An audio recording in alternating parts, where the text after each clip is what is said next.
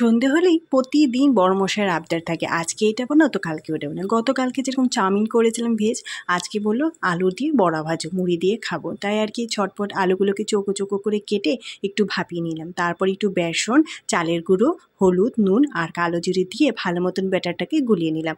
তো দেখো, জানো তো, রোজ সন্ধেবেলা হলেই আর সকালবেলা হলে এই টিফিন নিয়ে কি করব এই চিন্তাই আমার মাথায় ঘুরপাক করে। এই দেখো ব্যাটারটা আমার রেডি। তাহলে চলো এই সেদ্ধ করে রাখা আলুগুলো, সেদ্ধ না, এটা হচ্ছে ভাপানো আলু, তো এখন আমি ভালো করে নুন, হলুদ আর লঙ্কার গুঁড়ো দিয়ে মেখে রাখলাম। তারপরে দেখো তেলটাকে গরম করে নিয়েছি। আমার শাশুড়িমা বলে যে কোনো বড়া ভাজার সময় তেল গরম করে দিয়ে ব্যাটারটা ভালো মতন গুলিয়ে নিলে নাকি মচমচে হয়। আর সত্যি কিন্তু খুবই মচমচে হয়েছিল বড়াটা, লাস্টে কিন্তু তোমরা দেখতেই পারবে।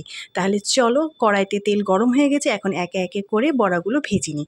সত্যি তেলে ভাজা দিয়ে বড়া খেতে ভীষণ ভালো লাগে। বৃষ্টি পড়লে তো আমাকে ভাজতেই হবে, আজ কিন্তু বৃষ্টি নেই, তবে বরের ইচ্ছে হয়েছে তাই। তো বলো, বরের ইচ্ছে তো আমাদেরকে রাখতেই হবে, তাই বলে সন্ধেবেলায় তো প্রতিদিনই আমার কিছু না কিছু টিফিন করতে হয়। তাহলে চলো, বড়া ভাজা হয়ে গেছে, এখন আমি এখানে মুড়ি নিয়ে নিচ্ছি, আর দেখো চানাচুরও শীষ। তাহলে দেখো এখানে ভাজছি, বরকে দিয়ে আসি কয়টা তুলে। তো এখানে আমি এখন ভেজে বরকে প্রথমে দিয়ে দেবো, কারণ বরের টিফিন খাওয়ার সময় হয়ে গেছে, আর নাইলে দেরি হয়ে গেলে ও আবার কলে বসে পড়বে, কারণ ও ওয়ার্ক ফ্রম হোম করছে। তাহলে চলো ঝটপট বড়াগুলো ভেজে গরম গরম দিয়ে আসি। আর জানো তো, আমার বর না মুড়ি মাখাতে তেল মানে খায় না, কারণ তেল খেলেই না অম্বল হয়ে যায়। আর আমার মেয়ে বললো পাপাকে দিলে আমাকে দেবে না। আর এই দেখো, শুনলে তো বড়াগুলো কত মচমচে হয়েছে। সত্যি কিন্তু বড়াগুলো মচমচে হয়েছে। ভিডিও ভালো লাগলে লাইক করে চ্যানেলটাকে সাবস্ক্রাইব করে দিও। টাটা।